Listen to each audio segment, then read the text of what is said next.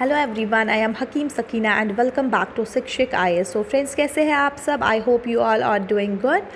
सो आज जो है हमने कौन सा कॉन्टिनेंट आपका पढ़ना है, दैट इज़ आपने देख के ही बता सकते हैं आप। This is Antarctica. So Antarctica जो है that is over 5th largest continent है ये आपका। ठीक है, कुछ पॉइंट्स जो है आपने इसमें याद रखने हैं। जैसे ये आपका कितना कौन सा वाला कॉन्टिनेंट है, 5th लार्जेस्ट कॉन्टिनेंट है and it is only continent. ये सिर्फ एक ऐसा सिर्फ कॉन्टिनेंट है जो आपका यहाँ पे विदाउट परमानेंट आपका habitation. So this is the only continent without permanent habitation. Second point आपने ये याद रखना है। थर्ड पॉइंट आपने ये याद रखना है इसमें, it is called as the white continent. क्या इसको कहा जाता है? White continent. वाइट कॉन्टिनेंट इसको क्यों कहा जाता है? Because it is covered by thick जो पाइल ऑफ आइस शीट से जो है ये ढका हुआ है। So that is why it is called as white continent. Okay, now अगर इसकी शेप की हम बात करेंगे, इसकी जो शेप जो है that is what disc shape भी हम कह सकते हैं। ठीक है, डिस्क शेप, और हम सर्क्यूलर भी शेप भी कह सकते हैं, बट मोस्टली कॉमनली जो शेप इसकी माना जाता है that is shape of comma. जैसे आप ऐसे कॉमा नहीं डालते हैं, सो इसकी शेप जो है वो किस तरीके की है? Shape of comma. ठीक है, सो नेक्स्ट आप ये याद रखेंगे, इस कॉन्टिनेंट को हम कॉन्टिनेंट ऑफ साइंस भी कहते हैं। वाई कॉन्टिनेंट ऑफ साइंस कहते हैं? बिकॉज ऑफ मैनी रिसर्च जो है यहाँ पे गोइंग ऑन होते हैं, that is why it is known as science continent. पहली चीज़ आपने याद रखनी है, ये 5th लार्जेस्ट है and this is the only continent which is without permanent habitation.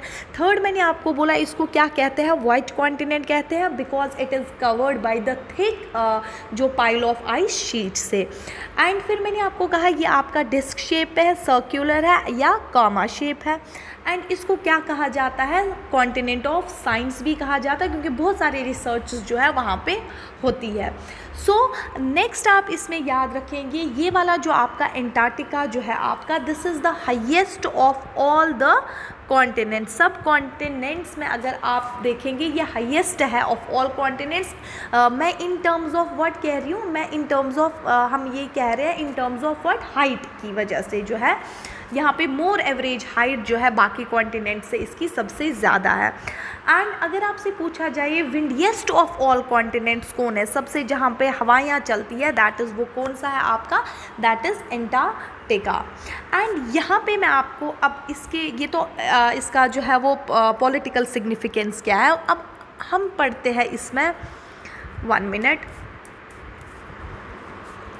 Okay, now इसमें अगर आप देखेंगे that is what main mountain range जो है इसमें, दैट इज़ आपका trans Antarctic mountain. Sorry 1 minute. Yes, this is what trans Antarctic mountains. These are trans-Antarctic mountains and in trans-Antarctic mountains जो है इनकी हाईएस्ट पीक जो है दैट इज़ ये देख रहे हैं आप, विंसन मैसिव जो है that is the highest peak of what? Trans Antarctic mountain. जो ट्रांस एंटार्क्टिक माउंटेन्स आपके एंटार्क्टिका में है। एंड यहाँ पे आप देखते हैं माउंट इल्ब्रस जो है वो यहाँ पे है, इसका माउंट इल्ब्रस। एंड माउंट इल्ब्रस जो है यहाँ पे दिखाया नहीं है इन्होंने। माउंट इल्ब्रस जो है that is the active volcano of Antarctica, but highest peak में आप कौन सा देंगे? हाईएस्ट पीक में विंसन मैसिव। देन नेक्स्ट अगर हम एंटार्क्टिका की बात करेंगे, वो आपका आ जाता है लोवेस्ट पॉइंट। जैसे हर एक कॉन्टिनेंट का लोवेस्ट पॉइंट होता है, तो इसका भी जो लोवेस्ट पॉइंट है दैट इज़, उसका मैं यहाँ पे नाम लिखती हूँ, दैट इज़ बेंटली सब glacial trench. That is what? That is the lowest point of Antarctica. Okay, ना यहाँ पे अगर आप इंडियन रिसर्च सेंटर्स अगर आप देखेंगे एंटार्क्टिका में, सो 1 मिनट मैं आपको दिखाती हूँ यहाँ पे जो कुछ रिसर्च सेंटर्स हैं, एक तो उनमें से क्लोज़ भी हुआ है। यहाँ पे आप देख रहे हैं मैत्री जो है ये इंडिया का जो है वो रिसर्च सेंटर है। देन यहाँ पे आप देख सकते हैं भारती भी इंडिया का है। एंड इससे पहले जो था that was Dakshin Gangotri, very much close to the source of your Maitri. सो ये बट क्लोज्ड है, कौन सा वाला, दक्षिण गंगोत्री, ठीक है। So this is now closed. So इसके बाद अगर आपसे पूछा जाएगा, देखिए वोस्टॉक जो है ना, ये रशिया का जो है वो रिसर्च सेंटर है, बट इससे पहले मैंने वोस्टॉक का कुछ आपको कहना है, 1 मिनट। अगर आपसे 1 मिनट, देखिए सपोज कीजिए ये आपका क्या है, this is equator, this is your northern hemisphere and this is what, southern hemisphere.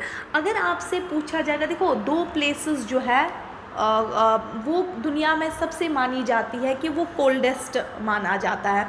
सबसे पहले अगर आप वोस्टॉक, ये देखो वोस्टॉक जो है, दिस इज़ व्हाट, मैंने आपको कहा this is the research centre of the Russia. So this is the coldest place on अर्थ। सबसे कोल्डेस्ट प्लेस ऑन अर्थ कौन सा है, दैट इज़ वोस्टॉक। ये तो आपका चाहे वो आपसे नॉर्थर्न में पूछे, साउथर्न में पूछे, तब भी क्या आएगा आपका, अगर ऐसे डायरेक्टली क्वेश्चन होगा, coldest place on earth, that is what, Vostok. अगर आपसे पूछा जाएगा कि नॉर्थर्न हेमस्फीयर में सबसे कोल्डेस्ट प्लेस कौन सी है, वो साइबेरिया की है, that is 1 minute, Verkhoyansk, that is the coldest place, ये साइबेरिया की है in the northern hemisphere. But ऐसे अगर आपको इन जनरल पूछा जाएगा coldest place on earth, that is Vostok. So इसके अलावा अगर आप देखेंगे, 1 मिनट, यहाँ पे कुछ इम्पॉर्टेंट आपके एंटार्क्टिका में जो है वो आपके इम्पॉर्टेंट कुछ फौनाज मिलते हैं, दैट इज़ यूर, सबसे पहले जैसे पेंगुइन्स मिल जाएंगे आपके, ठीक है ना, पेंगुइन्स। देन इसके बाद जैसे शार्क्स मिल जाएंगी, वेल्स है, सील्स है एंड क्रिल्स है। क्रिल्स क्या है, ये बेसिकली छोटी छोटी फिशेस होती है जो 3 to 7 सेंटीमीटर है इन लेंथ, एंड इनको कॉट किया जाता है एंड फूड पेस्ट में इनको जो है वो यूज़ किया जाता है एज अ उस तरीके से। एंड यहाँ पे अगर आप देखेंगे एंटार्क्टिका में, यहाँ पे एंटार्क्टिका जो है वो बहुत ज़्यादा रिच है आपके मिनरल्स का, जिसमें आपका सबसे ज़्यादा क्या आ जाता है, जैसे कोल आता है, कॉपर आता है, lead, PB is your lead, iron है, मोलबिडियम है, ठीक है। सो यहाँ पे जो है बहुत ज़्यादा आपके large deposits of your oil as well as आपके नेचुरल गैस भी मिल जाता है, ठीक है।